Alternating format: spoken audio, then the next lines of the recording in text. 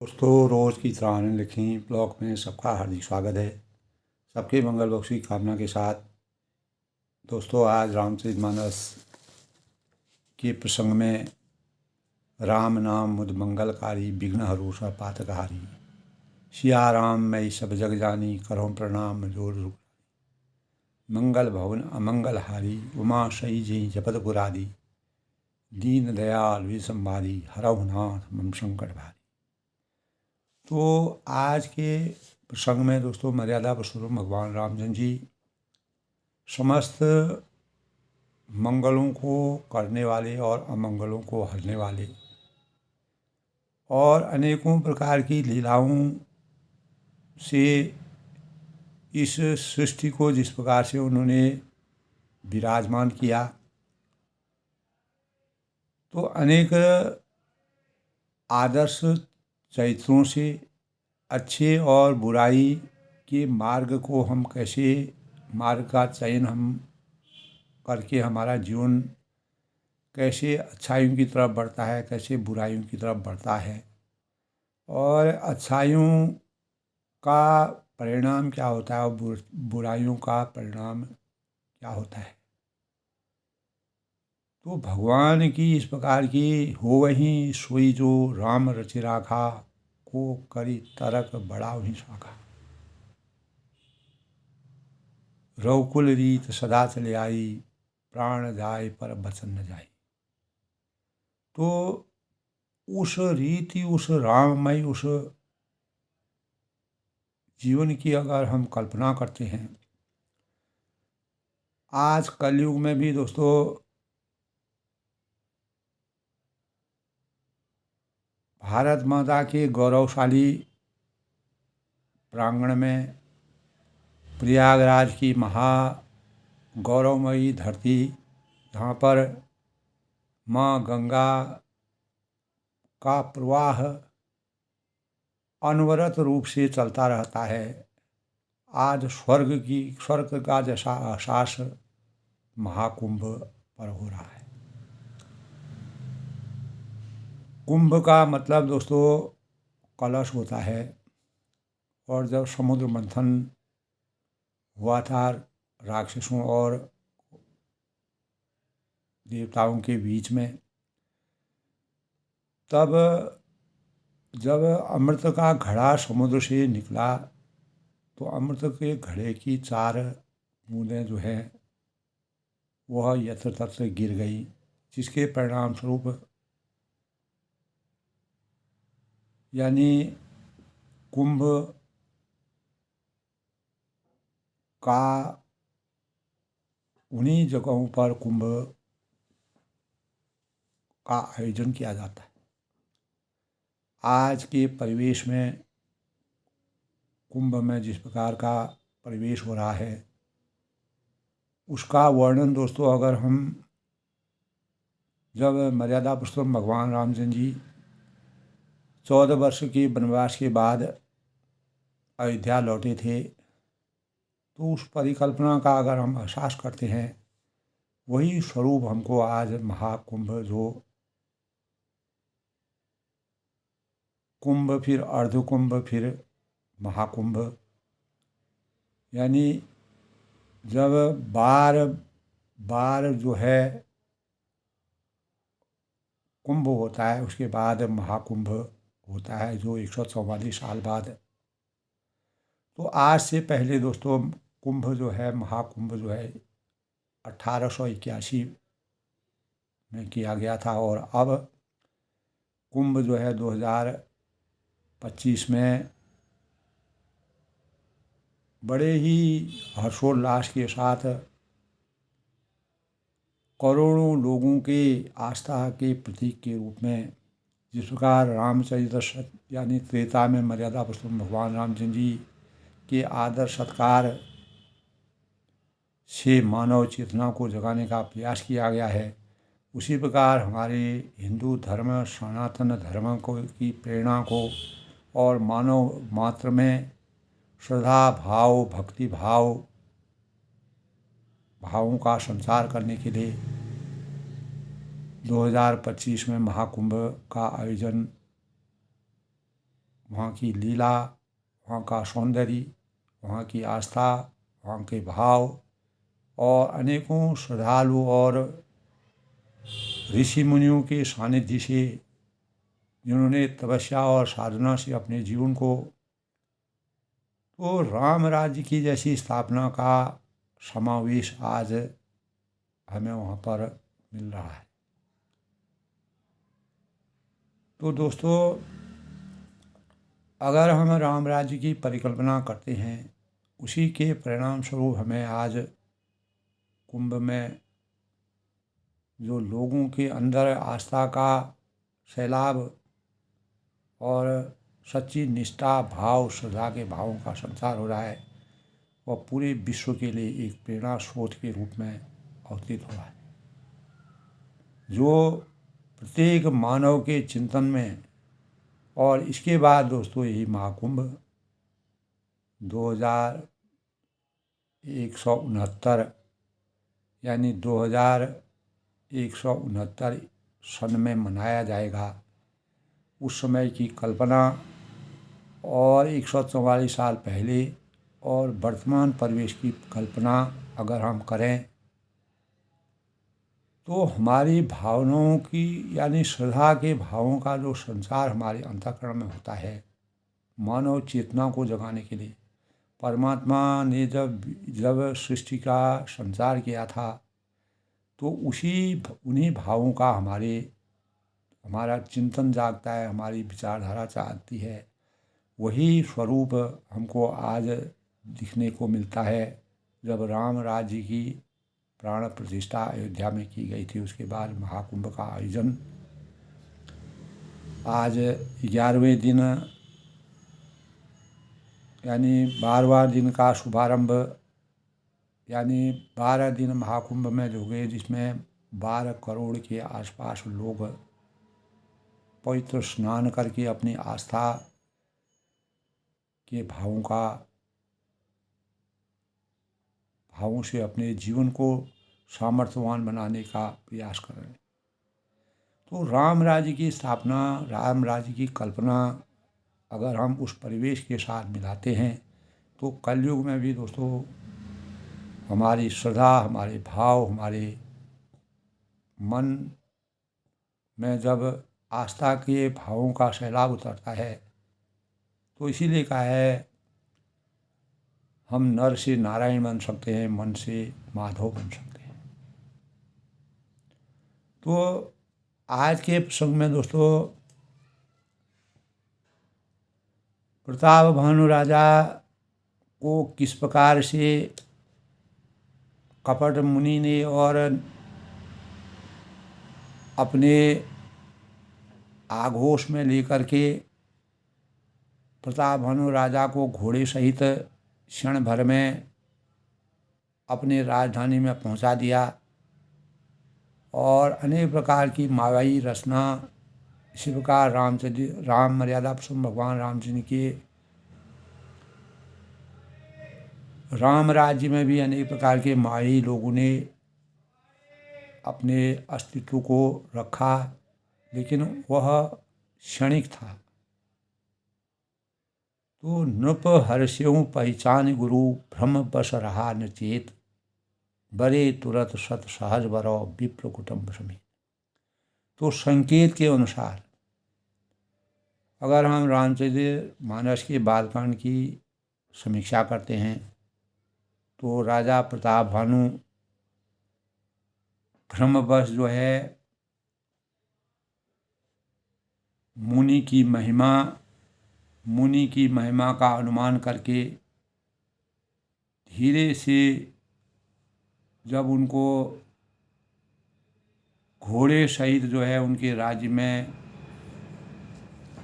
यानी जो कपटी मुनि थे, जो तारकेतु नाम के राक्षस के रूप में अवतरित होकर के और सुअर का अवतार लेकर के वन में जिस प्रकार से प्रताप भानु को उन्होंने विचरण करवाया और राजा के अस्तित्व को के साथ खिलवाड़ करके उनसे यानी प्रतिशोध के भावों से राजा की वो हानि पहुंचाने का जो भाव प्रकट किए। तो तुलसीदास जी ने दोस्तों रामचरितमानस में बुराइयों का क्या रहस्य, बुराइयों से हमारे जीवन में किस प्रकार से हमको श्राप मिलता है और उसके लिए हमें कितना पछतावा करना पड़ता है, पश्चाताप करना पड़ता है, उसका वर्णन बहुत ही हृदय स्पर्शी स्वरूप से किया है। और हम दोस्तों इस यह लोक में अगर कोई पाप करते हैं, गलत कार्य करते हैं, गलत भावों को करते हैं, तो हमको उसका परिणाम कभी भी भुगतना पड़ सकता है। तो कल के प्रसंग में रिपु तेजसी अकेल अपि लघु करी गणियन ताहु, अजहु देत दुख रवि शशि सूर्य अवशेषित राहु। यानी तेजस्वी शत्रु अकेला भी हो तो उसे छोटा नहीं समझना चाहिए। जिसका सिर मात्र ही बचा रहा और वह राहु आज भी सूर्य और चंद्रमा को डसता है, उनकी अवहेलना करता है और उनको दुख पहुंचाने का कार्य करता है। क्योंकि सूर्य और चंद्रमा में आज भी ग्रहण लगता है। आध्यात्मिक परिवेश से हम देखते हैं तो हमारे चिंतन में वैज्ञानिक दृष्टिकोण, चाहे विज्ञान कुछ भी हो, जब सृष्टि का अवतरण हुआ तो इसमें भगवानों का ही, ब्रह्मा विष्णु महेश का ही सानिध्य, उनका ही समर्पण भाव उनके थे, जिन्होंने सृजन किया और सृष्टि की रचना की, सृष्टि का संहार करने के भावों का। तो इस प्रकार से तपस्वी राजा अपने इसमें प्रतापमानु और प्रतापवान राजा का प्रतिशोध किस प्रकार से कपटी राजा ने लिया। तो अनेक प्रकार के आचार विचारों के मापदंड किस प्रकार से होते हैं, उसका प्रतिशोध किस प्रकार से होता है।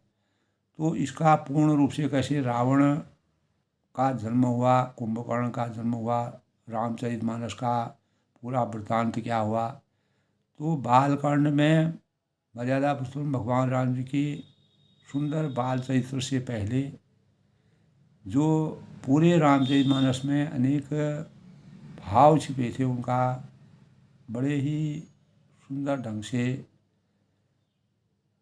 तुलसीदास जी ने वर्णन किया है। तो कल के प्रसंग में था दूसरा तेजस्वी शत्रु, जैसे मैंने कहा कि राहु जो है वो आज भी चंद्रमा और सूर्य के लिए अभिशाप बना हुआ है। तो तपस्वी राजा अपने मित्र को देखकर प्रसन्न, राजा को विश्वास हो गया, प्रतापवान और सुखी हुआ। उसने मित्र को सब कथा सुनाई और राक्षस आनंदित होकर बोला। तब राक्षस को, जब तारकेतु नाम का जो राक्षस था, उसने अनेक प्रकार के रूप लेकर के, यानी राजा के को जिस प्रकार से प्रताड़ित किया, दंड दिया और राजा को भ्रमित किया, छला षड्यंत्र उसके लिए रचा। तो तब कहा है, अब साधेहूँ रिपु सुनई नरेशा, जो तुम कीन मोर उपदेशा, परिहरि सोच रहूँ तुम सोई, बिनु अवसर बियाधि विधि खोई। तो तब वह कहता है कि तपस्वी जो है, जो वेशधारी किया हुआ है, वेश धारण किया है कि हे राजन सुनो, अब तुमने मेरे कहने के अनुसार इतना काम कर लिया है जो मैंने तुमसे अपेक्षा की थी।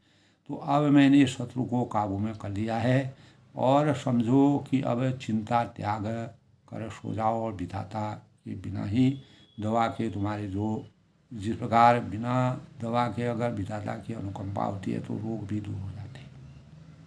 तो इस प्रकार कुल जो है, पूरे परिवार सहित और पूरा कुल सहित शत्रु को जड़ मूल से उखाड़ बहाकर आज से चौथे दिन मैं तुमसे आ मिलूँगा। और इस प्रकार तपस्वी राजा को खूब दिलासा देकर, भरोसा दे करके, उनके अंतःकरण में घुस करके उनके अंतःकरण की बेला यानी महामायावी और अत्यंत क्रोधी राक्षस चला गया। तब वह क्या करता है, उसने प्रतापभानु राजा को घोड़े सहित क्षण भर में ही उनके घर पहुंचा दिया। और यह मायावी जाल दोस्तों राम राज्य यानी जब रामचंद्र जी ने अयोध्या पर शासन किया और अनेक जंगलों में वह घूमे और उन्होंने 14 साल का वनवास लिया, तो अनेक प्रकार की रचनाएं और परिकल्पनाएं उनके जीवन में हुए। राजाओं को रानी के पास बुलाकर घोड़े को अच्छी तरह से घुड़साल में बांध दिया। राजा जो है जंगल में फिर रहे थे, तो फिर वह राजा को पुरोहित को उठा ले गया और माया से उसकी बुद्धि के भ्रम में डालकर उसने पहाड़ की खोह में डाल रखा था। तो आप बिरंची पुरोहित रूपा पर जाए थे सेज अनुपा, जाग उन भय बिहाना देख भवन अति अचल मान। तो वह आप अपने आप ही पुरोहित का रूप बना कर के उनकी सुंदर सेज पर जा लेता। इतनी मायावी रचना उसने रची, राजा सवेरा होने से पहले ही जाग गए और अपना घर देखकर उनको बड़ा ही आश्चर्य हुआ। इस प्रकार की मायावी शक्ति से राजा को उन्होंने षड्यंत्र रचा राजा के लिए। तब मन में मुनि की महिमा का अनुमान करते हुए राजा को विश्वास हो गया और उनको गुरु के समान मानने लगे। उन पर पूरी आस्था भाव, उनकी श्रद्धा जाग उठी, जिसमें रानी न जान पाए। तो रानी को भी यह बात बताने के लिए उन्होंने मना किया था।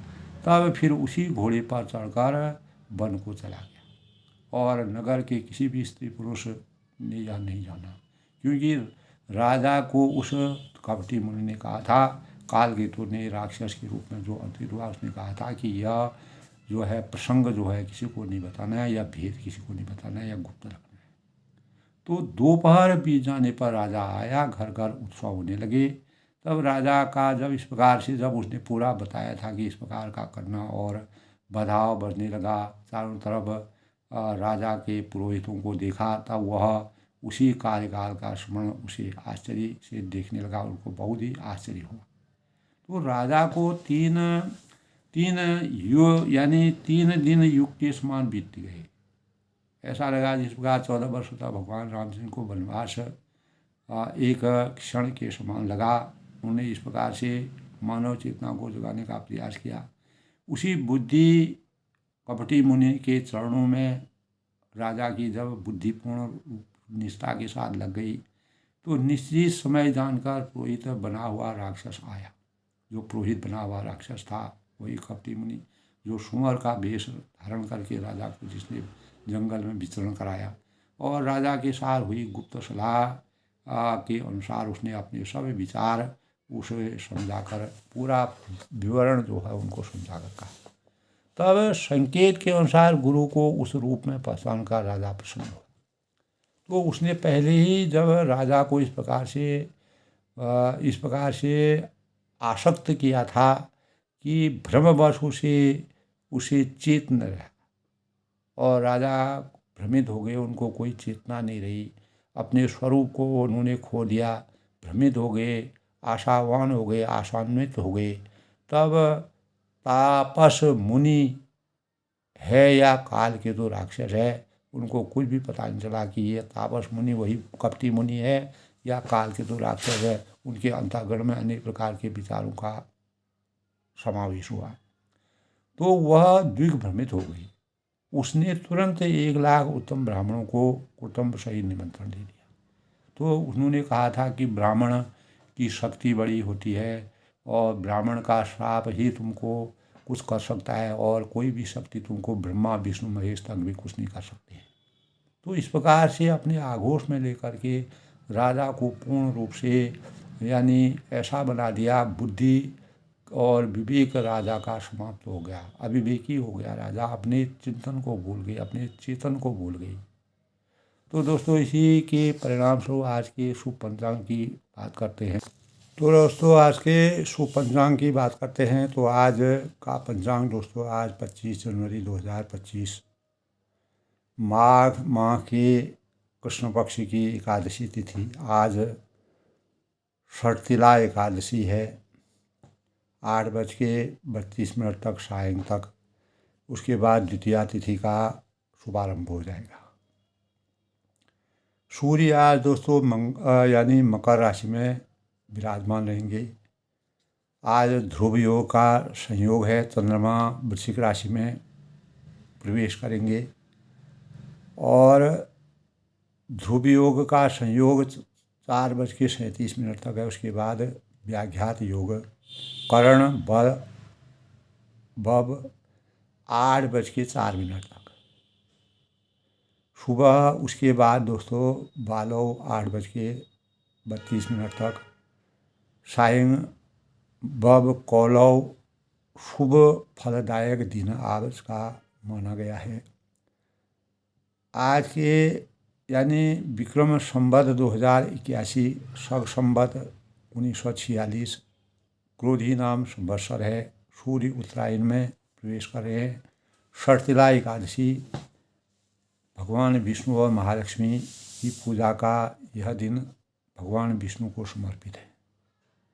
आज के शुभ मुहूर्त की बात करते हैं तो अभिजीत मुहूर्त दोस्तों 12:08 से 12:51 तक है, जिसके दौरान हम कोई भी शुभ कार्य की शुरुआत कर सकते हैं। माघ माह में अनेक प्रकार के पूजा पाठ, भक्ति पूजा, दान पुण्य करने के भाव होते हैं। आज अमृतकाल दोस्तों 7:51 से 9:35 तक है। ब्रह्म मुहूर्त 5:36 से 6:34 तक है। राहु काल आज का 11:10 से 12:20 तक है। और सूर्योदय आज दोस्तों 7:12 पर सूर्य उदय होंगे। सूर्य अस्त 5:54 तक। तो आज दोस्तों षटतिला एकादशी हमारे सनातन धर्म और हिंदू धर्म में षटतिला एकादशी का बहुत ही महत्व माना गया है। और यह पालनहार भगवान विष्णु, माता लक्ष्मी के व्रत पूजा उपवास और भगवान विष्णु भगवान और महालक्ष्मी को यह दिन समर्पित है। इस दिन विधि विधान से पूजा पाठ व्रत ध्यान करने से मनोवांछित फलों की प्राप्ति का सूचक माना गया है और अनेक प्रकार के कष्टों से हमारे जीवन में छुटकारा मिलता है। एकादशी का व्रत खास तौर से माघ माह की षटतिला एकादशी बहुत ही फलदायिनी मानी गई है। और व्रत निर्जला व्रत करना आज बहुत ही अच्छा माना गया है। फलाहार यानी जलीय व्रत इसको कहा गया है। अन्न और धन यानी जो निर्बल लोग होते हैं, गरीब लोग होते हैं, असहाय लोग होते हैं, उनको अन्न का दान करना शुभ माना गया है। और मान्यता है कि विशेष दान पुण्य करने से यह व्रत बहुत ही शुभ फलों का द्योतक होता है। इस दिन तुलसी की पूजा भी करना चाहिए। तुलसी पर दीपक जलाना चाहिए। विष्णु व महालक्ष्मी की पूजा करने से जीवन में सामर्थ्य और अनेक प्रकार के मनोवांछित फलों की प्राप्ति होती है। तो आज दोस्तों शनिवार का दिन है। एक तरफ एकादशी है षटतिला एकादशी, दूसरी तरफ शनिवार का दिन। शनिवार की प्रकृति दारुण मानी गई है और यह भगवान भैरव देव और शनिदेव हनुमान जी को भी समर्पित यह दिन है, क्योंकि शनि और हनुमान जी का कलयुगी देवता के रूप में इनकी पूजा की जाती है। कलयुग के अवतारी देवता माने जाते हैं। शनि जो हैं वो न्याय और फलों के प्रदाता माने गए। समुद्र मंथन के समय शनि देव ने न्याय की पराकाष्ठा को और भगवान सूर्य देव के पुत्र के रूप में शनि विराजमान रहते हैं। शनिवार को पूरे दिन विधि विधान के साथ भगवान शिव और हनुमान जी की शनि की उपासना करनी चाहिए। भगवान शिव ने जब शनि को दंड दिया था तो तब हनुमान जी ने उनकी सेवा की, इसीलिए शनिवार के दिन भगवान शनि को सरसों का तेल चढ़ाने का विधान हमारे धर्म में बताया गया है। क्योंकि शनि देव जब घायल शिव जी के गुस्सा आने के बाद जब शिव जी का कहना शनि ने नहीं माना तो उन्होंने उनको दंड दे दिया, जिसके परिणाम से उनका घाव हो गया। उसको हनुमान जी ने उनके घाव की पूर्ति की, ऐसा हमारे शास्त्रों में विद्यमान है। इसीलिए शनि देव को तेल चढ़ाया जाता है। इसका मुख्य प्रयोजन यह है। समस्त मुसीबतों को दूर करने वाले शनि हैं। ओम शम शनिश्चाय नमः का पाठ या जाप करना चाहिए। और शनि को दीनहीन व्यक्तियों की दया करना, वृद्धों की दया करना, वृद्धों की सेवा करना और उनको भोजन खिलाना, उनको दान पुण्य करना, और शनिवार को लोहा है, नमक है, तेल है इत्यादि खरीदना वर्जित माना गया है। और अनेक लोगों को जो दीनहीन, जो ज़रूरतमंद लोग हैं उनको भोजन करना चाहिए। शनि की उपासना का सबसे बड़ा रहस्य है कि दोस्तों शनि भगवान पीपल के पेड़ के नीचे भगवान शनि का वास माना गया है और भगवान शनि के पैरों की पूजा की जाती है। और भगवान शनि में तिल, तेल, काले तिलों को चढ़ाना चाहिए, तेल चढ़ाना चाहिए, जिससे शनि भगवान खुश होते हैं। और शनि जो है हमारे जीवन में फलों के दाता माने गए हैं। तो इस दिन किसी प्रकार के भी मशीनरी, लोहे के सामान, नमक, तेल इत्यादि खरीदना, काले कपड़े खरीदना परहेज माना गया है, अशुभ माना गया है।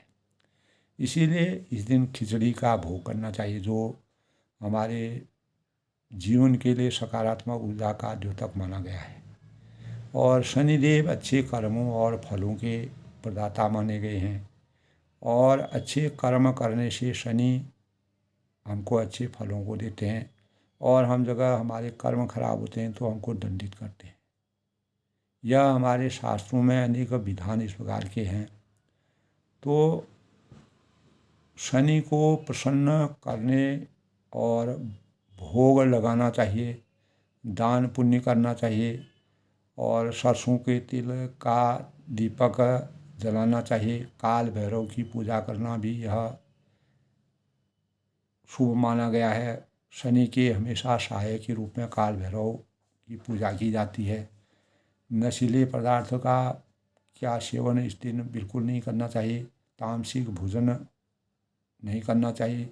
हनुमान जी की पूजा करनी चाहिए। शनि पीपल के पेड़ में शनि का वास, जैसे कि मैंने कहा। तो शनिवार को ओम शम शनिश्चाय नमः का पाठ करना चाहिए।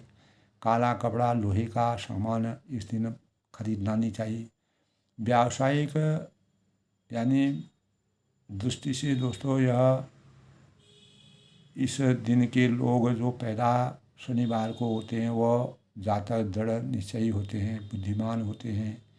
व्यवसाय में यानी व्यावहारिक रूप से वह सीधे साधे होते हैं। और व्यवसाय, लोहे का व्यवसाय इनके लिए शुभ माना गया है। इसीलिए काले और गहरे नीले कपड़े इस दिन, जिस जातक के जन्म कुंडली में शनि दोष माना गया है, शनि कमज़ोर हैं, तो उनको शनिदेव की पूजा करनी चाहिए, शनि उपासना करनी चाहिए और काले कपड़ों को पहन करके भगवान शनि की आराधना करनी चाहिए। शनि देव में दीपक जलाना चाहिए रोज़ शनिवार के दिन। तो यह हमारे दोषों को समाप्त करता है। तो दोस्तों इसी प्रकार शुभ भावों को करने के लिए, जीवन को सामर्थ्यवान बनाने के लिए हमें अनेक प्रकार के उपाय हमारे जीवन में है। हर एक चीज़ का कोई न कोई विकल्प होता है। उन विकल्पों के आधार पर हम अनेक कष्टकारी जीवन को भी सरल बना सकते हैं। इसलिए शनिदेव जो हैं वह फलों के दाता माने गए हैं। कर्म फल जो जस करें तस फलता खा, कर्म प्रधान विश्व रचि राखा।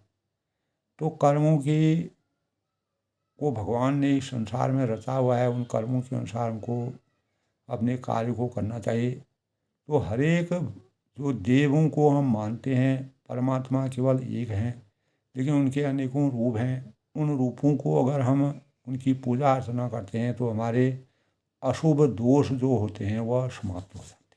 इसीलिए शनि भगवान का भी पूजन किया जाता है, उनकी आराधना की जाती है।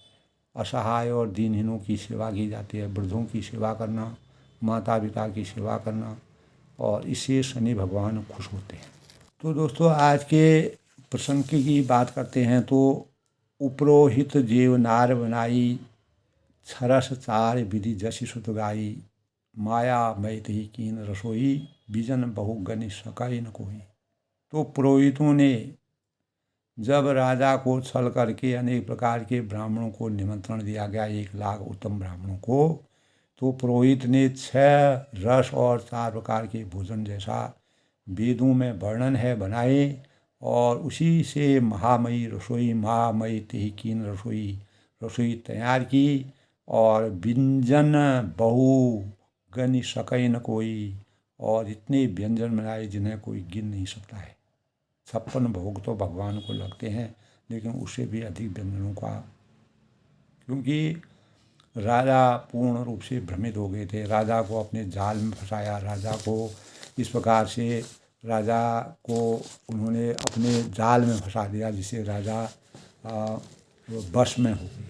तो विविध जैसा वो कहते हैं वैसे ही राजा करते हैं, क्योंकि जब हमारा विश्वास जब कहीं जाग जाता है, वो गलत भी रास्ता हो, तो वही विश्वास हमको कराने के लिए हम प्रतिबद्ध हो जाते हैं, बाध्य हो जाते हैं। विविध मृगन कर आमिष राधा, तेहि मऊ विप्र मांस फल साधा, भोजन कहूँ सब विप्र बुलाई, पद पखार सादर बैठाई।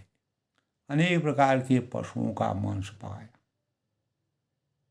यानी इस प्रकार का राजा को भ्रमित करके उस राक्षस ने, और उसमें दुष्ट ब्राह्मणों को मांस मिला करके खिला दिया, यानी तामसी भोजन बना करके। तो भोजन कहूँ सब विप्र बुलाई, और सब ब्राह्मणों को भोजन के लिए बुलाया, राजा का मान अपमान घटाने के लिए। जब आदमी के अंतःकरण में राक्षस का वास हो जाता है तो वह बुराइयों की तरफ बढ़ता है, धर्म की नीति को छोड़ करके अधर्म की नीति की ओर बढ़ने लगता है। और पद पखार सादर बैठाई, और चरण धोकर आदर सहित बैठाया। राजा को मालूम ही नहीं कि क्या पक रहा है। तो परसन जब ही लाग में ही पाला, यूं ही राजा परोसने लगे, राजा को परोसने के लिए, क्योंकि राजा के यानी उसके राजा की अवहेलना करनी थी, और राजा का प्रतिशोध करने के लिए इस प्रकार की रचना रची उस पापी ने। तो भय आकाशवाणी ही काला, तो काल केतु कृत आकाशवाणी हुई। उसी समय उस काल केतु ने आकाशवाणी की कि हे ब्राह्मणों, विप्रबंध उठी ग्रह जाओ। अब राजा का अपमान करने के लिए इस प्रकार की रचना रच करके ऐसा इस प्रकार का भोजन बनवाया, और एक प्रकार से ब्राह्मणों को बुलाया, और उन ब्राह्मणों से उनको श्राप दिलवाया। तो विप्रबंध उठी ग्रह जाओ। तब वही काल केतु जो है आकाशवाणी करता है अपनी मायावी रचना से, कहता है कि ब्राह्मणों उठ कर अपने अपने घर चले जाओ, है बड़ी हानि अन्न जनि खाओ।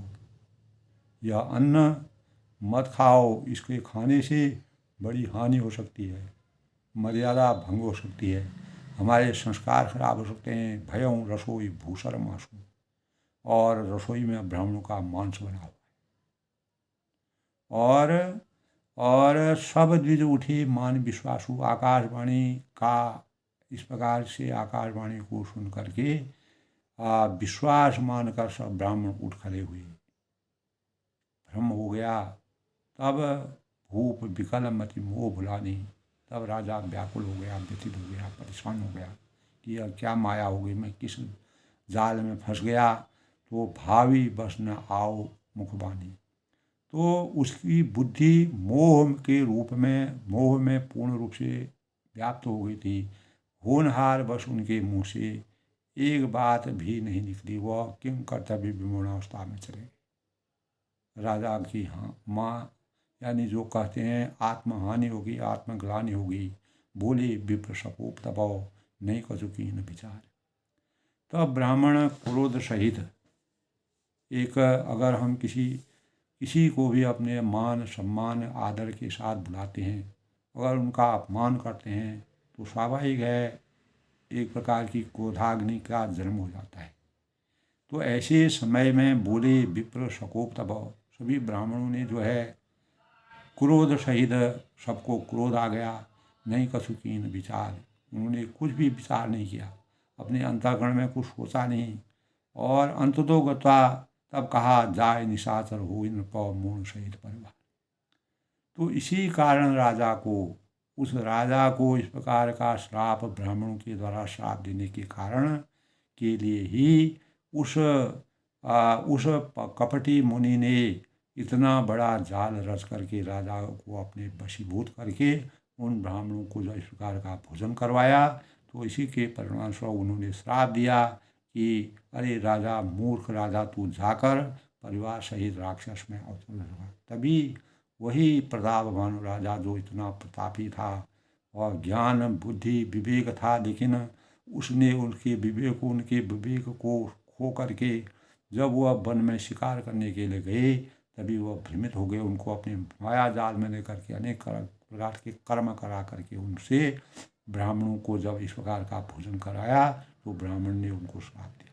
तो ब्राह्मणों का श्राप, उसने पहले कहा था कि ब्राह्मणों का श्राप ही से तुम्हारा अवहेलना हो सकती है, तुम्हारा अंत हो सकता है।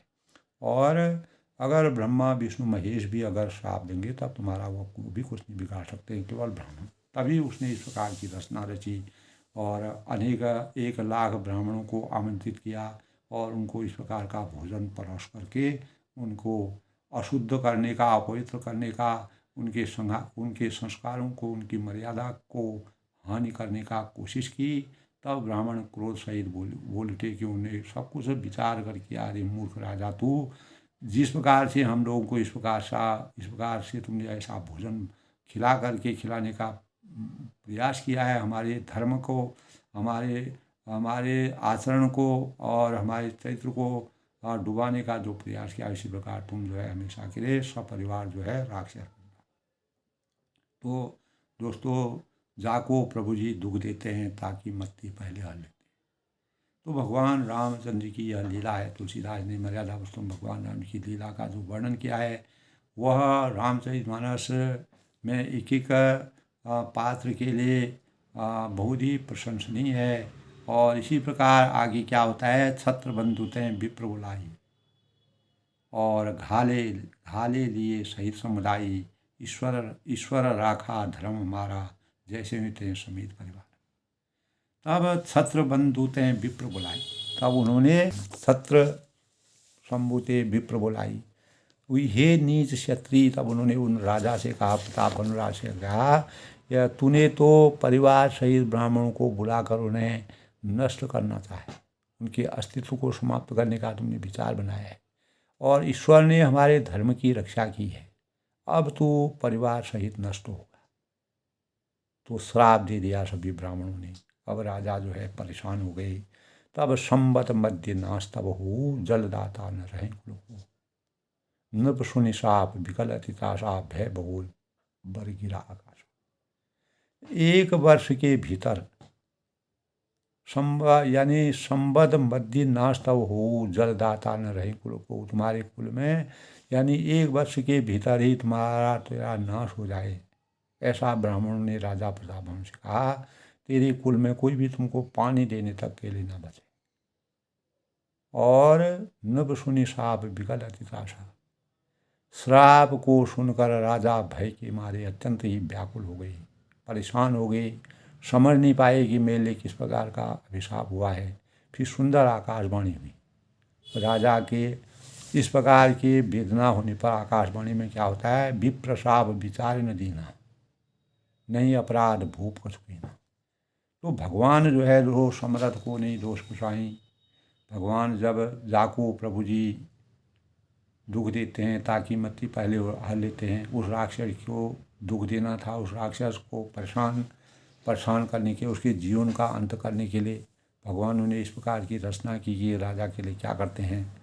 तो विप्रसाद विचार न दीना, तब आकाशवाणी होती है, लेकिन ब्राह्मण ने जो श्राप दे दिया वो श्राप लौट कर नहीं आ सकता है। तो उसी समय जब आकाशवाणी होती है तो आकाशवाणी में कहते हैं कि ब्राह्मणों, तुमने विचार कर यह श्राप नहीं दिया, बिना विचारे जो करे सो पासे पछताए, काम बिगाड़ो आपने उस जग में हो दशा। इसलिए न राजा ने विचारा और न वो कपट मुनि ने विचारा, न ब्राह्मणों ने विचारा कि इसका क्या वास्तविक रहस्य को कोई समझ नहीं पाया। तो तुलसीदास जी का वर्णन करने का रहस्य है कि हमें बिना विचारे कोई भी कार्य नहीं करना चाहिए।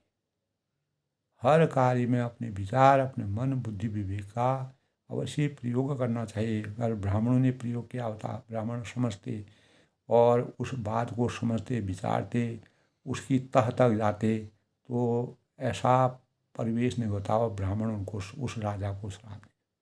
तब जब आकाशवाणी होती है, सत्य को नहीं दोष गुसाई, समर्थ को नहीं दोष गुसाई।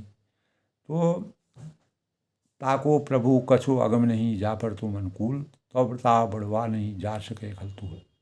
तो भगवान जिस पर कृपा दृष्टि होती है तब विप्रं श्राप विचार निदीना, तब आकाशवाणी होती है कि हे विप्रो, हे ब्राह्मणों को सोच समझ करके तुमने विचार करके यह श्राप राजा को नहीं दिया, नहीं अपराध भूप कछुकीना। और राजा ने कुछ भी अपराध, राजा इसमें कोई कहीं भी अपराधी नहीं है। उसको मायावी शक्ति ने घेर लिया, उसको अनेक प्रकार के विषय भोगों ने घेर लिया। आकाशवाणी सुनकर चकित विप्र सब सुनी न बानी। ब्राह्मण चकित हो गए, आश्चर्य बढ़ गए कि तब राजा वहाँ गया, भूप गया हूँ तब भोजन खाने। तब राजा वहाँ गया, वहाँ भोजन बना था। तब कहा है, तहन असन नहीं विप्र सुहारा, फिर राव मन सोच अपारा, सब संग मही सुरन सुनाई, त्रिषित पर्यों अवनी उकलाई। वहाँ राजा जब गए तो राजा ने देखा कि वहाँ न भोजन था, न रसोईया ब्राह्मण ही था। तब राजा मन में अपार चिंता करने लगा, करता हुआ लौट गया।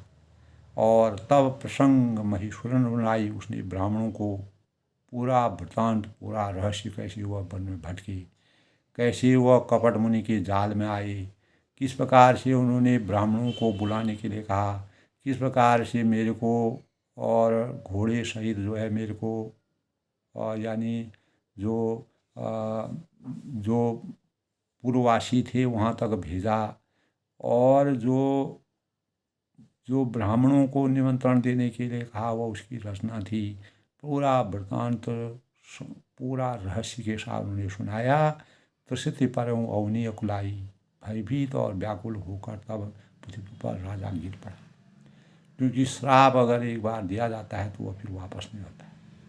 अनेकों ऐसे प्रसंग रामचरितमानस में है कि एक बार श्राप देने पर वह श्राप फिर वापस नहीं आता है। तो जिस प्रकार तलवार से अगर यानी म्यान से अगर तलवार निकल जाती है फिर वापस नहीं जाती है, और तीर से अगर धनुष निकल जाता है तो वो वापस नहीं आता है। ये प्राचीन जो हमारी परंपराएं हैं उसके अनुसार। और वाणी को अगर हम शब्द हमारे स्वरूप से निकल जाता है तो फिर वो वापस नहीं आता है, हम अच्छा कहें या बुरा कहें। तो भूपति भावी मिटाई नहीं, यद्यपि न दूषण तो हे राजन, तब कहते हैं यद्यपि तुम्हारा दोष नहीं है, कोई दोष तुम्हारा नहीं है, तो भी होनहार मिटे नहीं, होनहार बलवान के हो चीकने पात। तो होनहार कभी मिटती नहीं है। जो होने वाला है होए सोई जो राम रखा को तक को करी तरक बड़ा अभी शाखा। हम कितने भी अब किस बार के तर्क वितर्क करें, जो होने वाला है, जो हमारे भाग्य में है, उसको कोई नहीं मिल सकता है। तो होनहार जो ब्राह्मणों ने जो उनको अभिशाप श्राप दे दिया था वो तो रुक नहीं सकता है। उनको जो है अगले जन्म में राक्षस होना है। और ब्राह्मणों का श्राप की अन्यथा हो ही नहीं विप्र श्राप अधिक हो। ब्राह्मणों का जो श्राप होता है बहुत ही भयानक होता है। ये तो उस कपट मुनि ने पहले ही बताया था, और यह किसी तरह भी टाल नहीं सकता है। तो कर्मण्य की रेखा कभी भी टल नहीं सकती। तो कर्मण्येवाधिकार समापदेश को था। कर्म के अनुसार राजा ने, यद्यपि राजा प्रत्यक्ष रूप में दोषी नहीं था, लेकिन परोक्ष रूप में अपने मन, विवेक, बुद्धि के और माया जाल में फंसने के कारण, लोभ, क्रोध, मोह से आसक्त होने के कारण राजा जो है वास्तविक चीज़ को समझ नहीं पाया, मायावी रचना में फंस गया।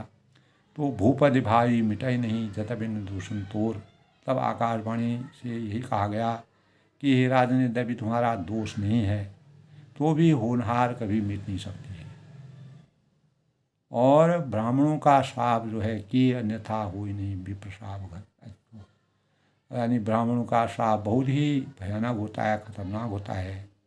और जब उस समय दोस्तों ब्राह्मणों का नियम था, धर्म था, मान थी, मर्यादा थी और ज्ञान था, विचार थे, उसके अनुसार वह जो कहते थे वही होता था। और यह किसी तरह भी टाली नहीं चल सकता है। ये राम राज्य की, जब त्रेता में भगवान रामचंद्र की अवतार लिया उस समय का प्रसंग, तो प्रताप भानु राजा को इस प्रकार से श्राप मिला। उसी श्राप के परिणाम स्वरूप वह रावण और अरिमंदन जो थे वह दोनों भाई जो हैं रावण और कुंभकर्ण के रूप में अवतरित होते। आगे का प्रसंग। तो आज के प्रसंग में दोस्तों यानी हमें अपने जीवन में, तो इसीलिए कहा है कि मानव में ईश्वर है। हम ईश्वर की आराधना मानवीय स्वरूप में सरलतापूर्वक कर सकते हैं। इसका सहज कारण वही है कि प्राय ईश्वर की मानव से इतर किसी अन्य रूप में कल्पना कर पाना न तो हमारी बुद्धि की सीमा में है और न ही उसमें मन के अनुकूल है। यदि एक छोटी चींटी में इतनी बुद्धि हो कि वह ईश्वर की कल्पना करे तो वह ईश्वर की एक बहुत बड़ी चींटी के रूप में सोच सकता है। वही अवस्था हमारी है। ब्रह्म सर्वव्यापी, निराकार एवं निर्गुण है। और यह जानते हुए भी मन को साकार में भी आधार मिलता है। अगर प्रतापवान राजा अपनी बुद्धि विवेक का ज्ञान रखते, परमात्मा की आसक्ति पर वैद्य भी उनको आस्था थी, लेकिन भ्रमजाल से अगर वह सचेत रहते तो उनके जीवन में आकाशवाणी भी हुई और उसके द्वारा जो दोषी था, दोष सत्य की कभी हार नहीं होती है। तो समस्त मूर्तियाँ एवं चित्र इसी अवलंबन के द्योतक हैं। तथा विरोधाभास है कि दोस्तों ईश्वर की मानव रूप में पूजना तो चाहते हैं, परंतु मानव में स्थित ईश्वर को और हमारा ध्यान भी नहीं रहता।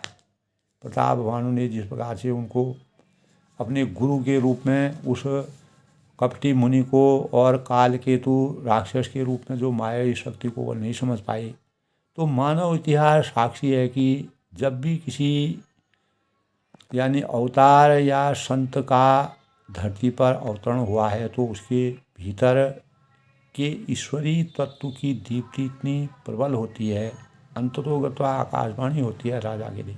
लेकिन जो श्राप मिलता है उसको भोगना ही पड़ेगा।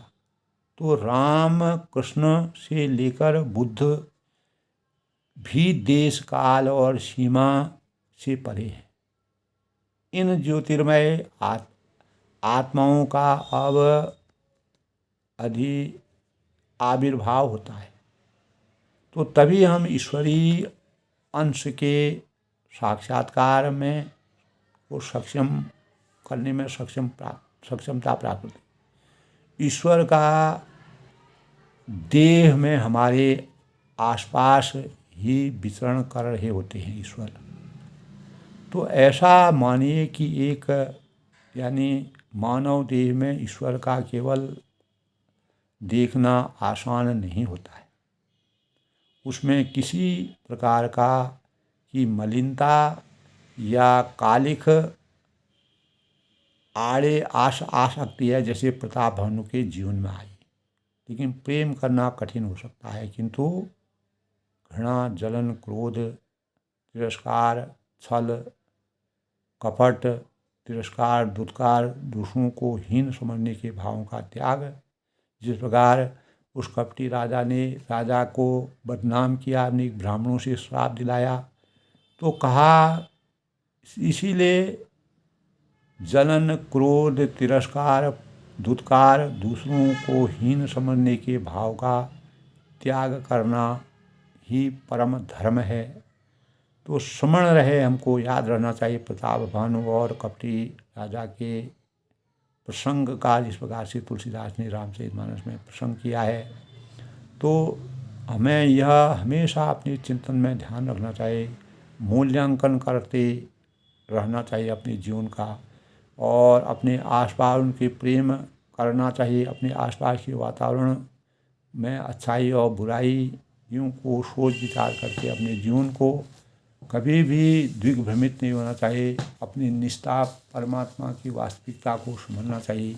यही तुलसीदास ने प्रताप भानु को जिस प्रकार ब्राह्मणों ने श्राप दिया और उस कपट मुनि ने उनके लिए इस प्रकार की व्यूह रचना की, और जो उनके जीवन को गर्त में डाल करके इस प्रकार से ब्राह्मणों के श्राप से राजा को उसका भोग भोगना पड़ा। तो चेतना हमारे जीवन के लिए सामर्थ्यवान होती है। अगर हम चेतना चित्त से अगर हम दूसरे में पूरा विश्वास कर लेते हैं, तो पूर्ण बिना ज्ञान बुद्धि विवेक के अगर हम विश्वास करते हैं, तो उससे हमको हानि होती है। तो रामचरितमानस में मर्यादा पुरुषोत्तम भगवान रामचंद्र जी ने अनेकों लोगों के सानिध्य में रहे, लेकिन अपनी विचारणा को, अपने ध्यान को, अपने जीवन को, अपनी मर्यादा को, अपने संस्कारों को, अपने आदर्शों को और हर भावों को उन्होंने कभी भी विस्मृत होने के ध्यान का अनुसरण नहीं किया हमेशा। तो इससे हमें यही प्रेरणा मिलती है कि हमें अपने जीवन में भगवान की प्राप्ति के लिए सामर्थ्यवान होना चाहिए, चेतना का जागरण करना चाहिए। तभी हमारा मन, बुद्धि, विवेक और शक्ति हमारे जीवन को परमात्मा की आसक्ति तक पहुंचाने में समर्थवान हो सकती है। तो आज के प्रेरणादायक विषय में रामचरितमानस में जिस प्रकार का प्रसंग है, प्रताप भानु राजा को जिस प्रकार से श्राप मिला, तो ब्राह्मणों का श्राप, उस समय की आचार संहिता का वर्णन और गलत कार्य करने का क्या परिणाम होता है, और अगर हम भूल कर भी कोई भी गलत कार्य करते हैं तो उसका भी परिणाम हमको भुगतना पड़ता है। तो अपने जीवन को हमेशा चित्त को अपने सजो कर रखना चाहिए, अपने मन को हमेशा चेतना अवस्था में रहना चाहिए। यही हमारे लिए आज का प्रेरणा का विषय रामचरितमानस से मिलता है, प्रताप भानु के राजा के चरित्र से। तो अपनी वाणी को विराम देते हुए मैं मर्यादा पुरुषोत्तम भगवान रामचंद्र जी का आशीर्वाद सभी पर बना रहे, इसी प्रकार हम रामचरितमानस का अनुसरण करते रहें। सब लोग सुखी रहें, खुश रहें, प्रसन्न।